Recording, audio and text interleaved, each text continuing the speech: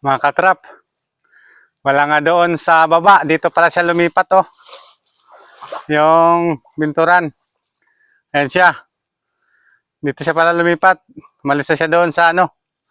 Doon sa may patay na sanga malapit. Dito siya pala. Sa tabing ilog pa rin talaga, mga katrap. Ayan, nakuha na natin. Kasi baka mamaya sabihin ng mga viewers natin, binato natin, kaya nawala na doon. Ayan, lumipat lang pala siya ng tirahan.